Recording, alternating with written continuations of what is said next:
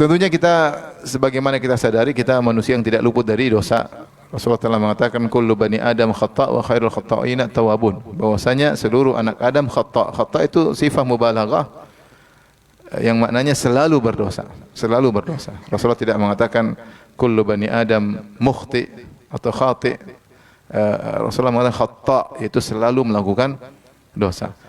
Wa khairul khata'ina at-tawwabun, dan sebaik-baik orang yang sering melakukan dosa yang sering bertobat. Allah juga berfirman, ya ibadi innakum tukhti'una bil-laili wan-nahar. Wahai hamba-hambaku, kalian melakukan kesalahan di siang hari maupun di malam hari. Sifat dasar manusia adalah melakukan kesalahan. Kita bukan malaikat yang tidak pernah salah, tapi kita manusia yang sangat mungkin dan sering melakukan dosa-dosa. Dosa-dosa yang kita lakukan dalam banyak hal ya. Pertama maksiat yang jelas, maksiat pandangan mata, maksiat pendengaran, maksiat lisan. Kita sekarang kalau bicara tentang pandangan mata saja terlalu banyak mungkin maksiat yang kita lakukan. Siapa yang berinteraksi dengan medsos maka dia akan banyak bermaksiat. Bahkan mungkin saking seringnya kita bermaksiat, kita melihat wanita, aurat wanita terbuka, mungkin sebagian kita tidak lagi mengatakan astagfirullah. Karena dia sudah tidak merasa itu dosa lagi. Itu menunjukkan kita sudah menggampangkan ya.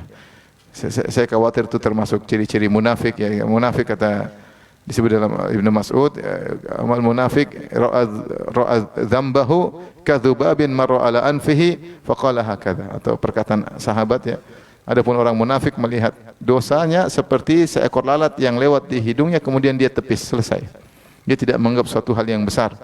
Adapun seorang mukmin yara dzunubahu ka'annahu qa'ada tahtal jabal yakhafu an yaqa alaih. Adapun orang beriman dia melihat dosanya seakan-akan dia sedang duduk di bawah sebuah gunung, dia khawatir gunung tersebut menjatuhinya. Maka latih lisan kita kalau kita salah dosa kepada Allah, dosa sekecil apapun kita bilang apa? Astagfirullah, astagfirullah. Dan itu kita harus benar-benar sensitif mengenai dosa. Jangan kita enggak sensitif.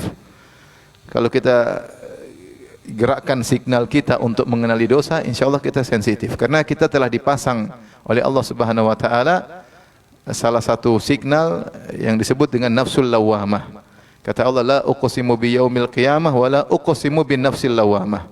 Aku bersumpah dengan hari kiamat dan aku bersumpah dengan jiwa yang suka mencela. Ketika Allah bersumpah dengan jiwa suka mencela, isyarat jiwa tersebut jiwa yang terpuji.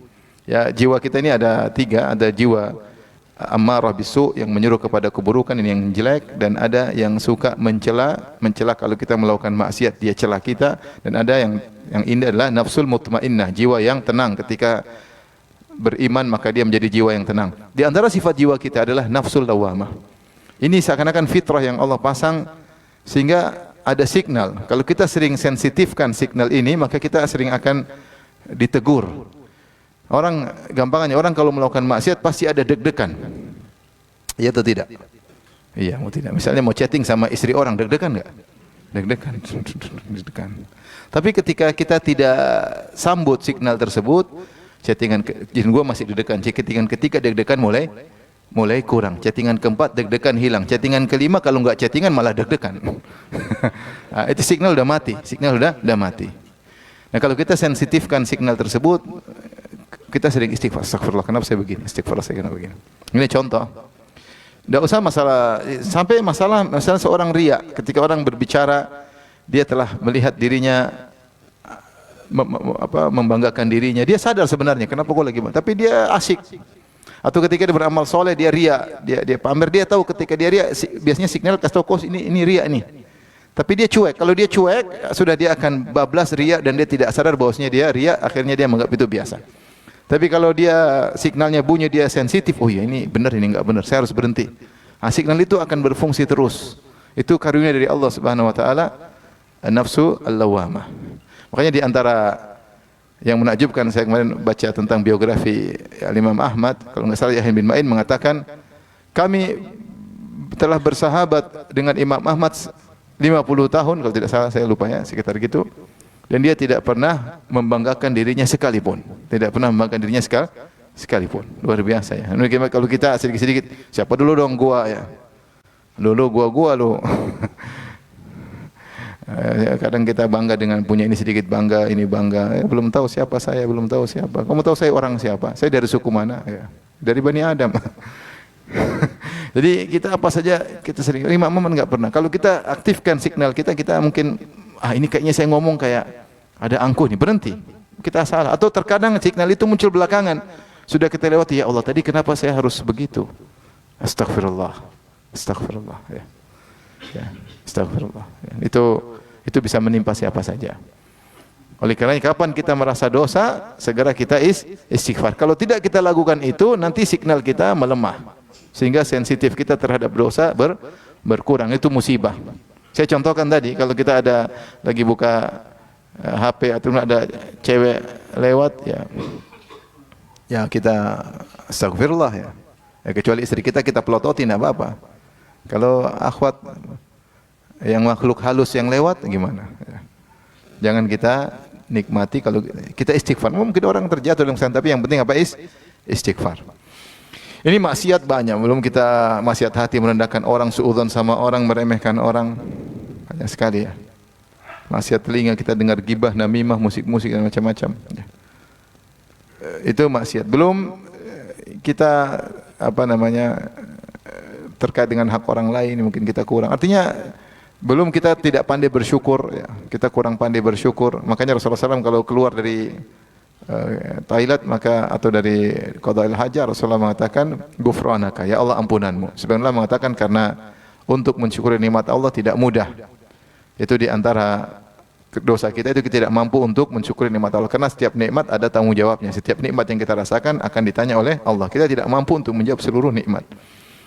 Maka solusi kita istighfar, ghufranaka. Seandainya Allah tahan kotoran dalam perut tidak bisa keluar, maka kita akan menderita. Itu nikmat yang sangat mahal. Belum tentu kita bisa menunaikan, mensyukuri nikmat tersebut, maka kita mengatakan ghufranaka. Ya Allah, ampunilah aku ya. Dan banyak hal. Oleh karenanya kemungkinan kita bermaksiat sangat banyak. Kalau orang semakin takwa imannya, maka terkadang dia melakukan yang sunnah kurang sempurna, dia istighfar ya.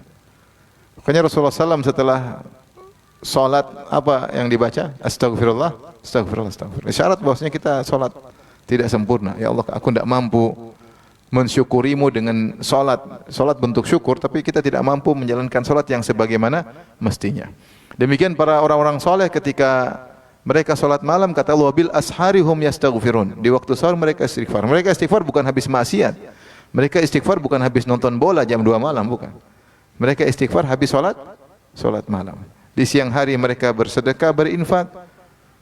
Di malam hari mereka salat malam, dan mereka tutup malam mereka dengan apa?